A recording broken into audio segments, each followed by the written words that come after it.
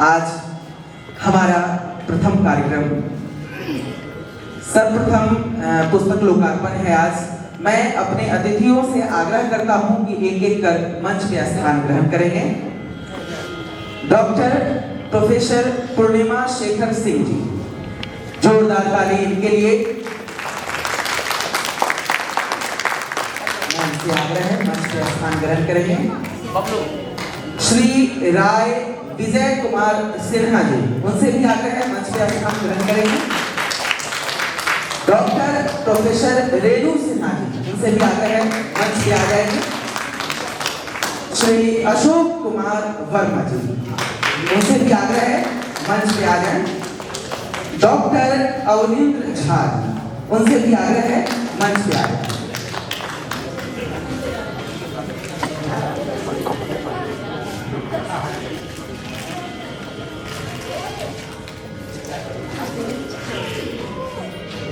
आज रंगकार 2022 का तीसरा दिन आप सभी उपस्थित हैं।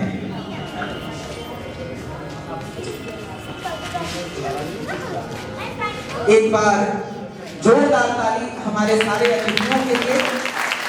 और अब हम अपने मंचस्थ अतिथियों से आग्रह करेंगे कि दीप प्रज्वलन कर आज के इस समारोह का शुभारंभ करें। साथ ही अपने मंचस्थ अतिथियों से आग्रह करेंगे कि दीप प्रज्वलन कर आज के इस सभा का शुभारंभ करें। साथ ही मैं डॉक्टर अमृता जी से आग्रह करूंगा कि गणेश वंदना दीप प्रज्वलन के समय ही प्रस्तुत करेंगे। डॉक्टर अमृता जी।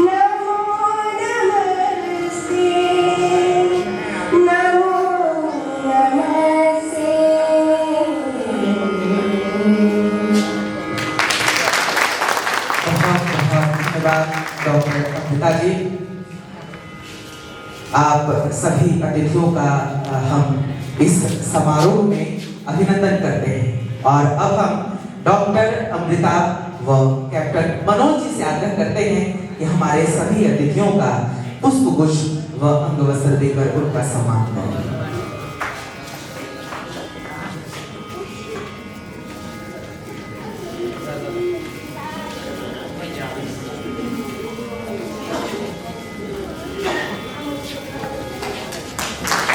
आज अभी पुस्तक लोकार्पण होना है।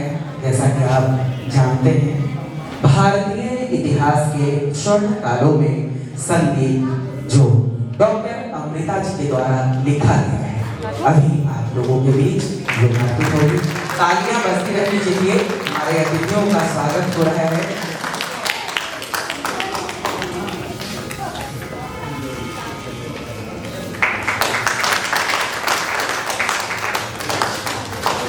हम आग्रह करेंगे डॉक्टर सागरिका सिन्हा जी से कृपया मंच पे आ जाएं। डॉक्टर सागरिका सिन्हा जी और आज के हमारे मुख्य अतिथि डॉक्टर प्रोफेसर पूर्णिमा शेखर सिंह जी के बारे में विशेष परिचय देंगे। Doctor Sagarika Sinha.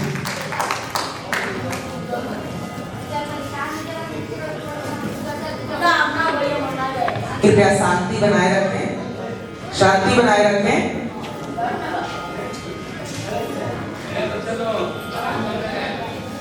First of all, I would like to say about our director, Professor Purnima Shekhar Singh. She is a renowned academician and researcher in the field of geography. She has studied from JNU New Delhi. Formerly, she was Vice Principal and HOD Geography and also a professor in charge of MBA department in AM College, Patna. She was involved in different academic activities such as she has organized 2 national seminars and many extramural lectures. 15 research papers were established on her name. Presently, 5 research scholars are pursuing their PhD under the supervision and 3 scholars were awarded under her guidance. She was program officer of NSS for more than 6 years. She also associated with NSS Swachhata Abhiyan, plantation program, child welfare program and awareness program in slum and so on. She also acted as coordinator IGNOU Study Center. Under her leadership, the Lead Study Center has flared up and become one of the best study centers in Bihar. She has played an important role in redesigning the syllabus in SCERT Bihar. She has written so many books, some of them are globalization and rethinking development, recent trends in geographical thoughts, etc. Now Professor Purnima Shekhar Singh has become the director of newly established Center of Geographical Studies, Aryabhat Knowledge University, Patna. Her experience will get this newly established Center for Geographical Studies to a great height. So, great round of applause for our chief guest. बिल्कुल, एक बार जोरदार ताली हमारे मुख्य अतिथि के लिए doctor professor पूर्णिमा शेखर सिंह जी। अब हम डॉक्टर अमृता जी से आग्रह करेंगे कि अतिथियों के स्वागत में स्वागत संबोधन करें।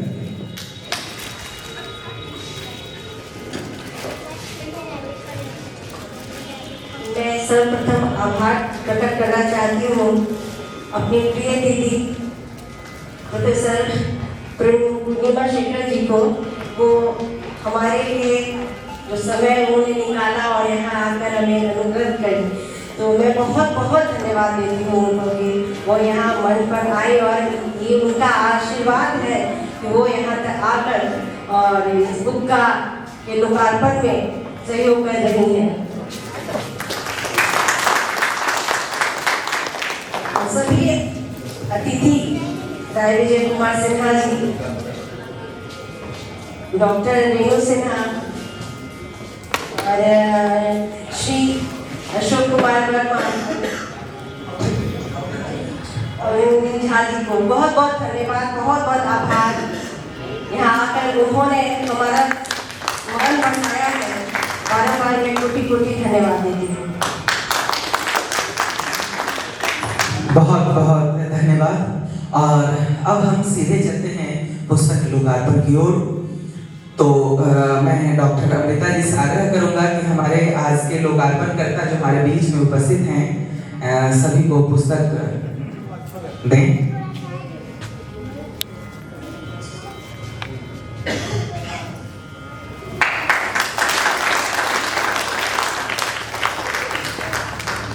हम समस्त अतिथियों से आग्रह करेंगे कि कृपया पुस्तक का लोकार्पण करने की कृपा करें।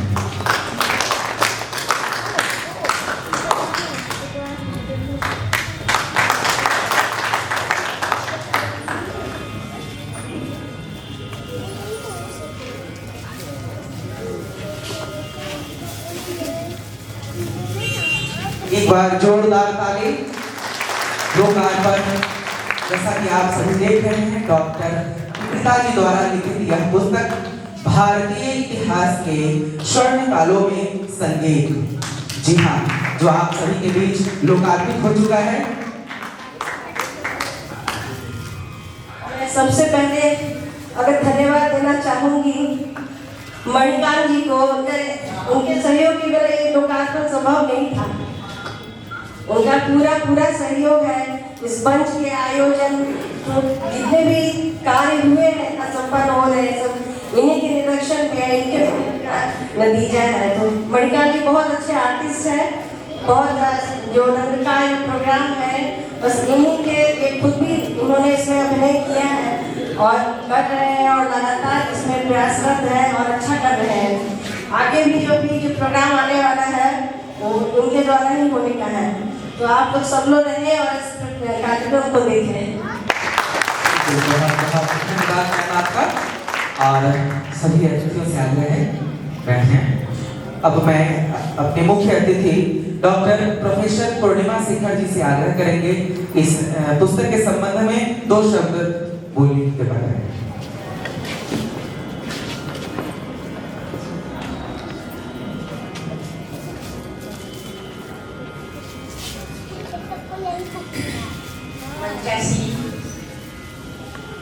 सभी दिग्गजन, विद्वजन, मेरे समक्ष उपस्थित सभी श्रोतागण, मीडिया बंधु, यह मेरे लिए बड़े हर्ष की बात है और बड़े गर्व की बात है कि डॉक्टर अमृता ने आज इस पुस्तक का भारतीय इतिहास के स्वर्ण कालों में संगीत, इस पुस्तक का लोकार्पण कर रही है। यह उनकी एक बहुत बड़ी उपलब्धि है और संगीत जगत की उपलब्धि है। उन्होंने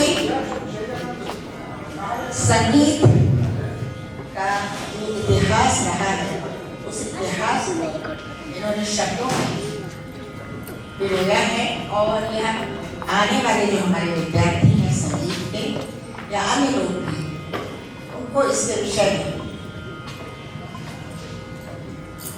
जानकारी मिलेगी। अभी मेरी बात हो रही थी कि माँ से डॉक्टर रेणु वर्मा जी से, तो और मैं इसके मुख्य पन्ने को भी देख रही हूँ, तो इसमें इन्होंने बताया कि डॉक्टर अमृता ने मुगलकालीन पीरियड में जब संगीत का जो चरम सीमा पर, हम सब जानते हैं रामसेन का नाम और बैजू बाबरा और हरिदास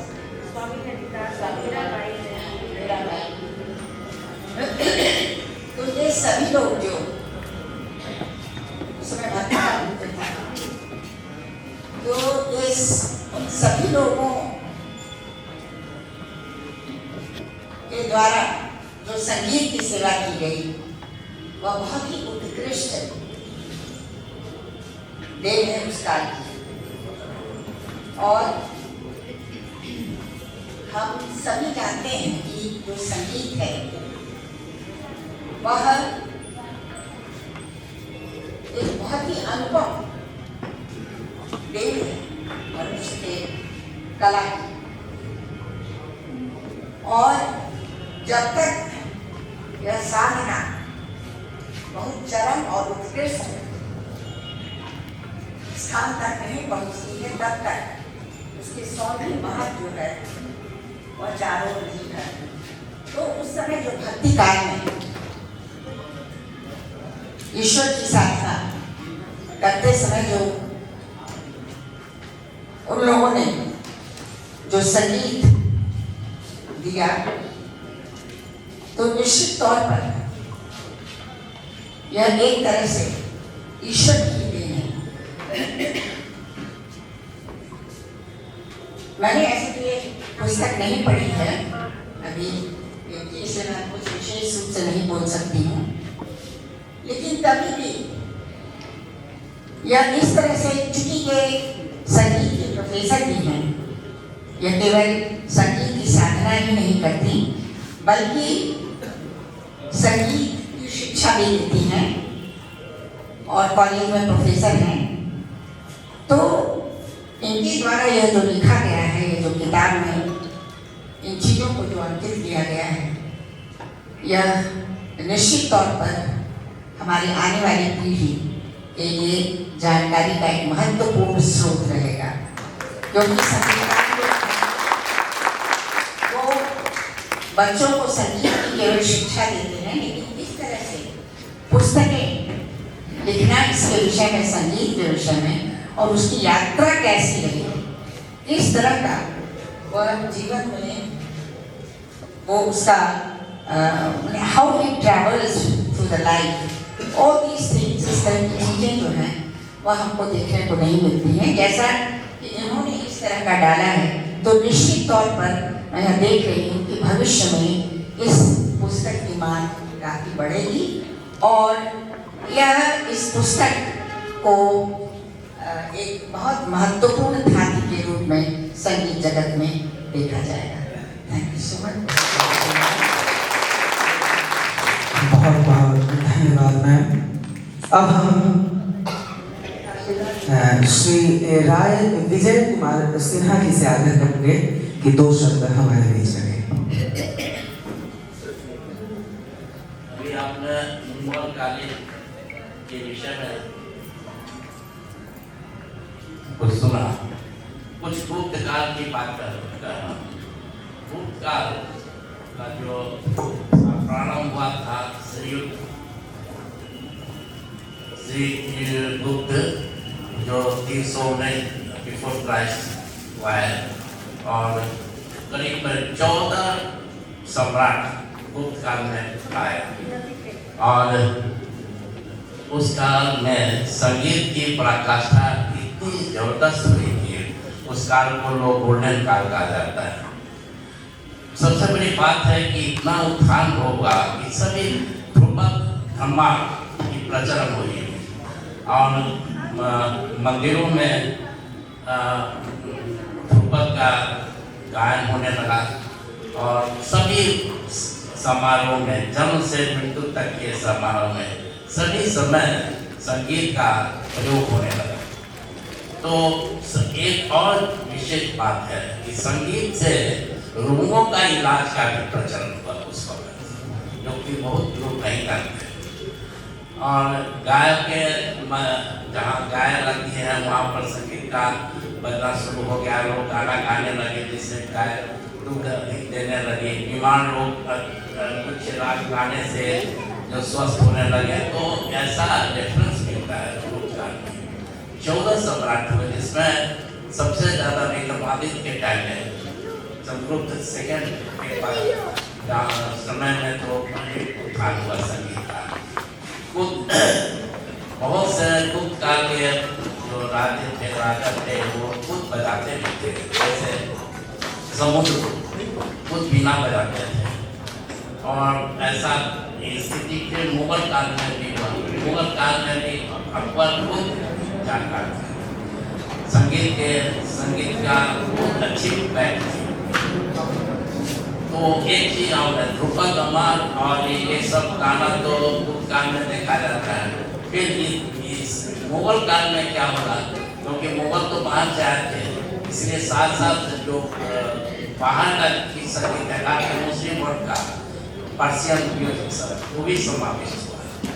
और जो दूसरे तरह का ख्याल हुआ ध्रुपद अमर के बाद ख्याल का प्रचलन जो है फिर जो है सो मुगल काल के, और मुगल काल की स्थिति में भी देखा गया कि संगीत केवल मनोरंजन के लिए नहीं, बल्कि प्रभु उपलब्धि के बारे में और अध्यात्म में भी जोड़ा गया। और उस वक्त लोगों संगीत के इतना प्रखर रूप से काम हुआ कि संगीत के माध्यम से लोग जुटने लगे और ध्यान और साधना और ईश्वर उपासना, ईश्वर प्राप्ति होने लगी। उसी टाइम में भक्ति काल का भी प्रचलन हुआ, भक्ति काल में प्रकाशता की बढ़ने लगे। कहने के बहुत सी बात है इसके काल में, थोड़ा छोटी सी बात यही करके अपने पास। धन्यवाद सर। अब हम सीधे श्री अशोक कुमार वर्मा जी से आग्रह करेंगे कि हमारे बीच 2 शब्द रखें। सभी दर्शकों को सभी महानुभावों को नमस्कार। कविता के बारे में मुझे कुछ कहने की जरूरत नहीं है, सब लोग जानते हैं। और ऐसी अच्छी गायकी, ऐसा किताब देखना सबों के बस की बात है। मेरा उसके बहुत बहुत आशीर्वाद है। बहुत धन्यवाद सर संक्षिप्त वक्तव्य के लिए। और अब हम आग्रह करेंगे हमारे अंतिम वक्ता के रूप में डॉक्टर अविनेंद्र झा जी दो शब्द हमारे बीच में।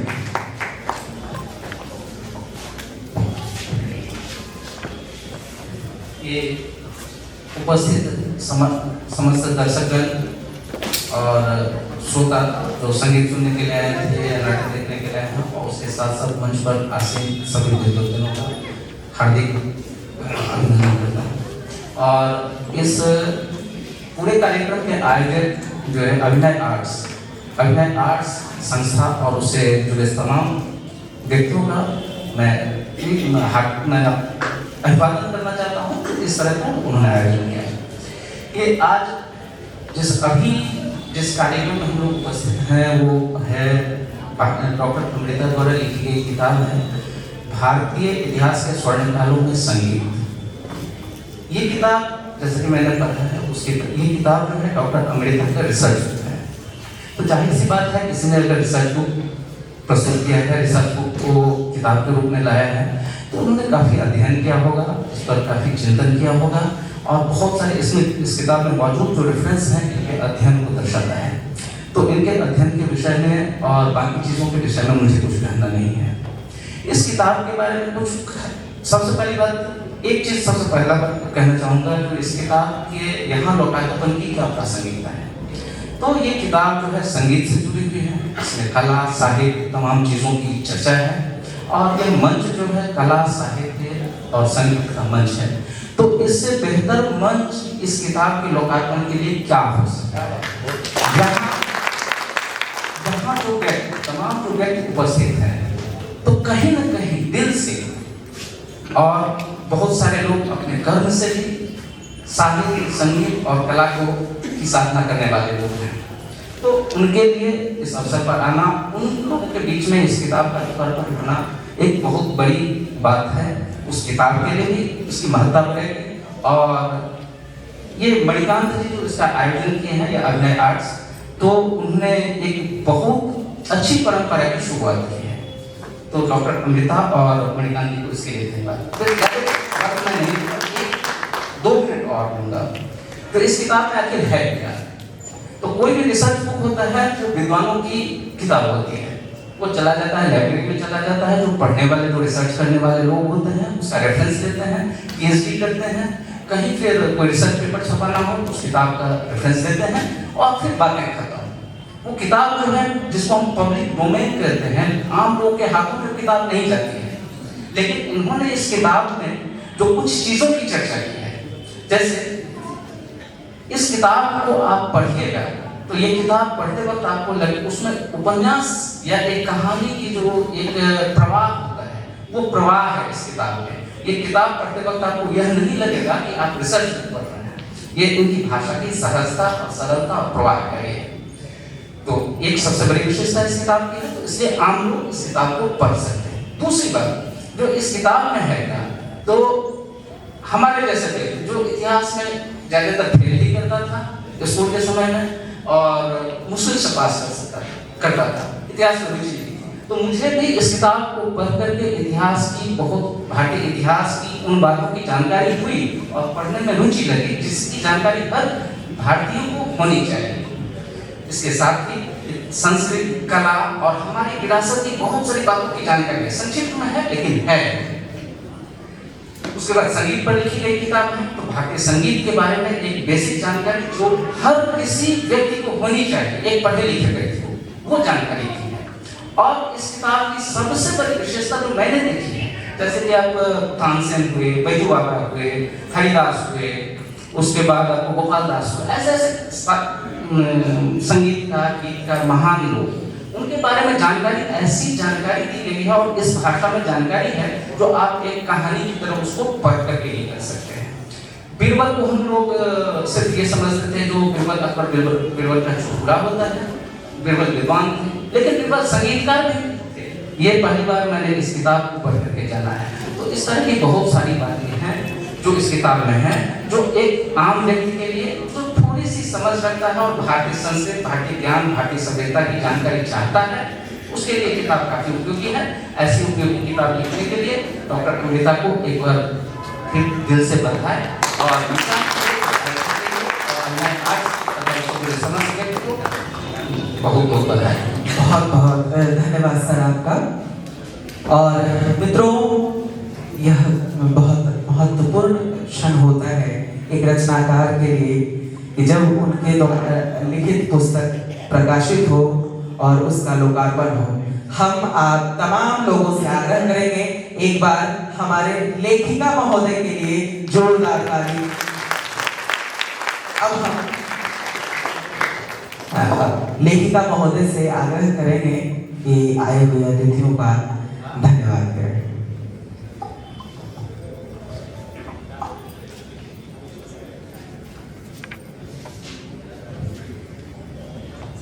हेलो, मंच पर आसीन सभी अतिथि, सर पूर्णिमा दी को मैं बहुत बहुत आभार प्रकट करती हूँ।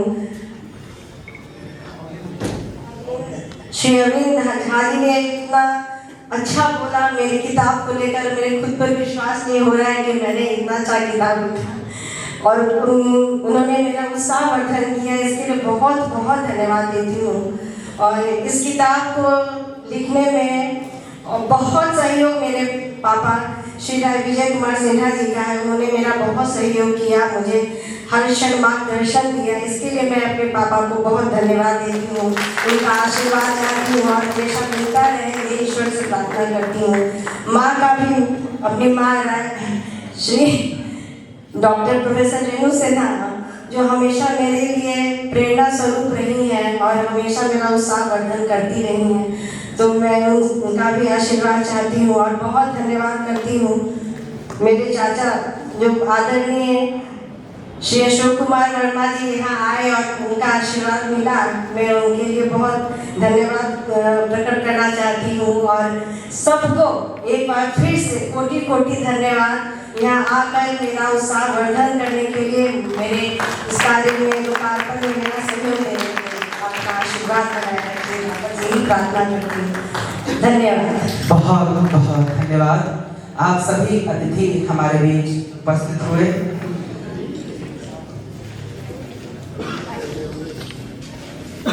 डॉक्टर प्रोफेसर पूर्णिमा शेखर सिंह जी, श्री राय विजय कुमार सिन्हा जी, डॉक्टर प्रोफेसर रेणु सिन्हा जी, श्री अशोक कुमार वर्मा जी, डॉक्टर अवनिंद्र झा जी, आप सभी मंचस्थ व्यक्तियों से आग्रह है कि कृपया सभागार में अपना स्थान ग्रहण करें।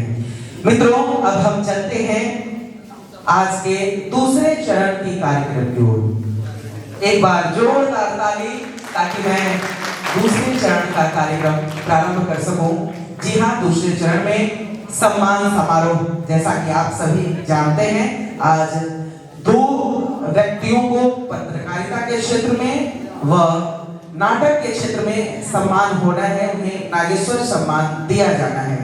मैं सम्मान के बारे में दो शब्द कहना चाहूंगा। नागेश्वर सम्मान स्वर्गीय नागेश्वर चौधरी जी के स्मृति में दिया जाता है, जिनका ग्रामीण पत्रकारिता के क्षेत्र में अभूतपूर्व योगदान रहा है। उन्होंने सन 1954 में पूर्णिया में अपना प्रिंटिंग प्रेस शुरू कर जनता टाइम्स नाम से अखबार का प्रकाशन प्रारंभ किया था। उस दौर में उन्होंने अल्प संसाधनों के साथ जिस प्रकार अखबार का प्रकाशन किया और एक लंबे समय तक निष्पक्ष पत्रकारिता का अलग जगाए रखा, वह एक सराहनीय कार्य था। समाज के प्रति जिम्मेवारी निभाने की उनकी सोच और पत्रकारिता के प्रति उनका समर्पण निश्चित रूप से आज की पीढ़ी के लिए प्रेरणादायक है। हम आज उन्हें याद कर रहे हैं, हम उन्हें श्रद्धा सुमन अर्पित करते हैं आज के दिन। जी हाँ, अब हम अपने दूसरे चरण की ओर बढ़ते हैं। सर्वप्रथम हम संस्था के अध्यक्ष श्री शैलेश जमैया जी से आग्रह करेंगे कि मंच पर स्थान ग्रहण करें। उनके साथ हमारे बीच बेगूसराय से आए हुए गणेश गौरव जी NSD एल्यूमिनी, उनसे भी आग्रह है कि मंच पर स्थान ग्रहण करेंगे। गणेश गौरव जी। हमारे बीच संजय किशोर जी उपस्थित हैं, उद्घोषक आकाशवाणी पटना, उनसे भी आग्रह है मंच पे स्थान ग्रहण करें। हमारे बीच संजय किशोर सर उपस्थित हैं, उद्घोषक आकाशवाणी पटना, उनसे भी आग्रह है मंच पे स्थान ग्रहण करें।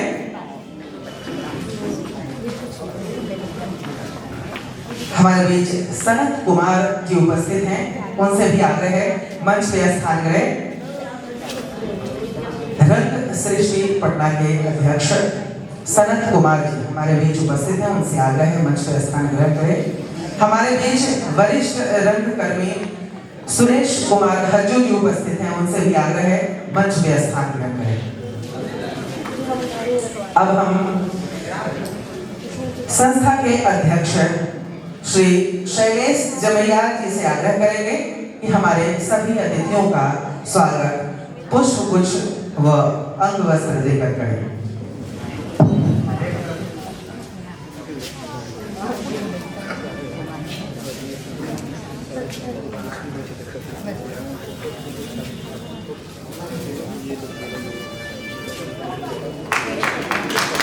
आगे बढ़ते रहना चाहिए।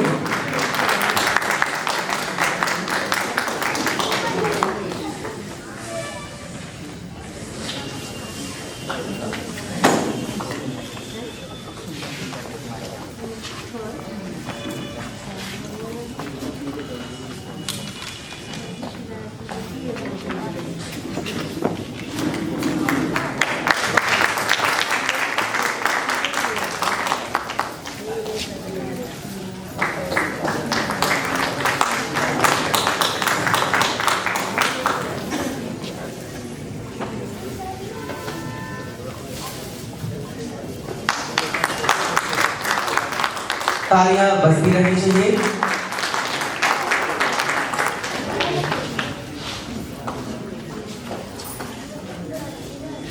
अब हम अपने अध्यक्ष महोदय से आग्रह करेंगे कि स्वागत के रूप में 2 शब्द, हमारे अतिथियों के स्वागत के लिए 2 शब्द हमारे बीच रखें।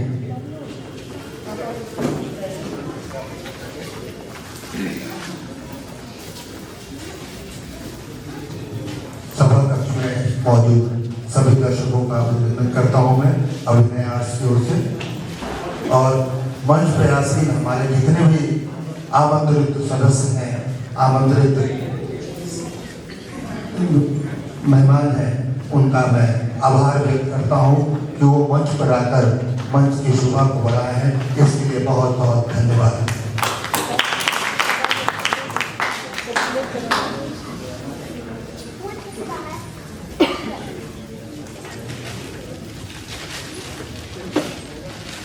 हम लोग जिस कार्यक्रम के लिए यहाँ पर उपस्थित हुए हैं, अब उसका भी वक्त हो गया है।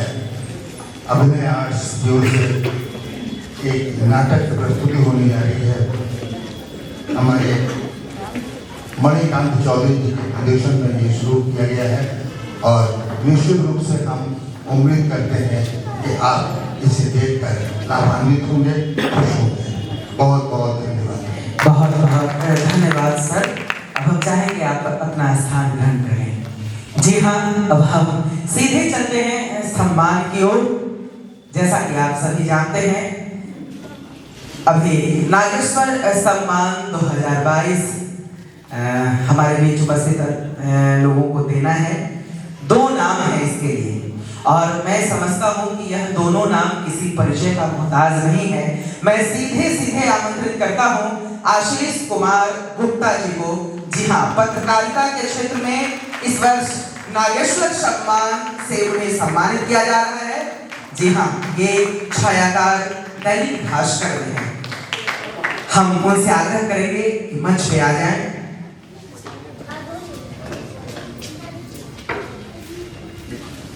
एक बार जोरदार ताली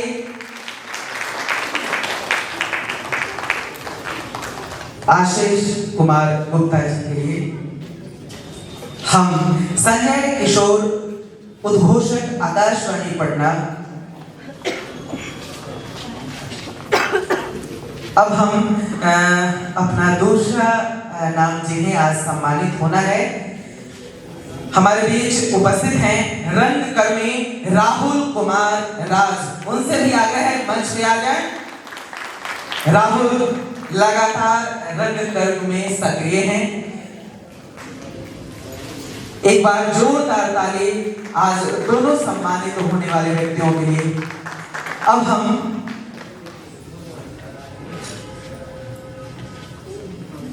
पत्रकारिता के क्षेत्र में सम्मान होना है आशीष कुमार गुप्ता जी का।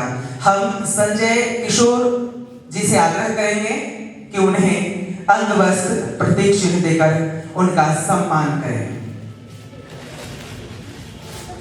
जोरदार ताली बजती रहनी चाहिए आशीष कुमार गुप्ता जी के लिए।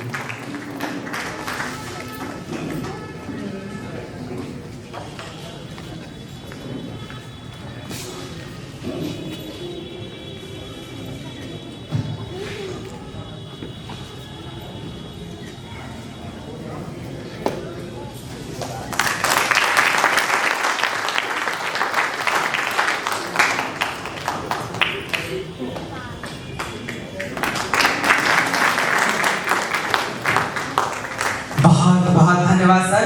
अब हम आग्रह करेंगे सुरेश कुमार हज्जू जी, वरिष्ठ रंगकर्मी। उनसे आग्रह करेंगे कि राहुल कुमार राज जी का सम्मान अंगवस्त्र व प्रतीक चिन्ह देकर करें। सुरेश कुमार हज्जू जी।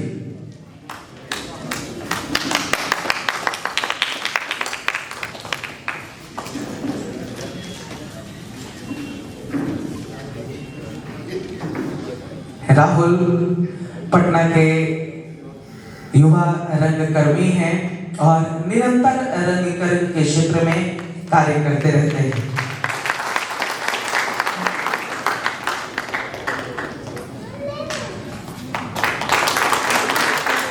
एक बार जोरदार ताली हमारे दोनों सम्मानित व्यक्तियों के लिए। आशीष कुमार गुप्ता जी, छायाकार दैनिक भास्कर, व राहुल कुमार राज, रंगकर्मी पटना। अब हम आशीष कुमार गुप्ता जी से आग्रह करेंगे कि दो शब्द हमारे बीच रखने की कृपा करें।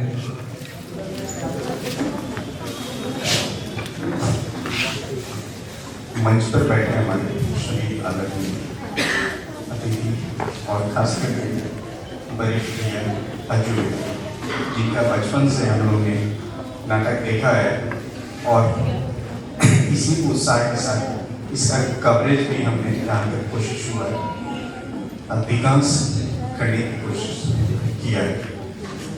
कभी कदार लगता था कि हज्जुबे का नाटक नहीं छप पाया तो बड़ा अंदर से लगता था कि इतना बढ़िया नाटक हुआ था, अच्छा पाना। लेकिन डेस्क पर बैठे लोगों की मजबूरी होती है, कभी कभी जगह की कमी होती है, तो कुछ अच्छे चीज़ भी छूट जाया करता है। लेकिन हम लोग का भली भांति हर हमेशा प्रयास होता है कि जो अच्छे रंगकर हो रहे हैं आपके हमारे बीच, उनको ज़्यादा से ज़्यादा लोगों तक पहुंचाने की कोशिश हर हमेशा रहता ही रहता है, उसमें कहीं कोई कमी नहीं होती है। और इससे ज़्यादा हम मतलब और क्या प्रयास कर सकते हैं कवरेज के लिए। लेकिन पटना शहर में जो रंगमंच देखने को मिलता है, हर दिन एक नया जोश, उसके साथ नाटक, वो बहुत ही अच्छा लगता है और लोग इसे ज़्यादा से ज़्यादा उत्साहित होकर देखते हैं। अभी कुछ दिन पहले बाहर के कुछ कलाकारों ने आकर के किया रंगमंच, तो लगता है कि पटना शहर भी एक रंगमंच के लिए अच्छा जगह है और यहाँ के कलाकार उन बाकी कलाकारों के लिए एक अच्छा रंगमंच उपलब्ध भी करा देते हैं। और इससे ज़्यादा लाइक लोगों ने समझा, आज लोगों ने मुझे सम्मानित किया। और जब कोई सम्मानित होता है तो निश्चित उसके अंदर बहुत अच्छा फीलिंग आता है कि इतने सारे लोगों के बीच में उसे सम्मान मिल रहा है।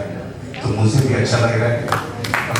मैं कोशिश करूँगा कि जिस कारण मुझे सम्मान दिया गया है मैं उसे हमेशा बड़ी बात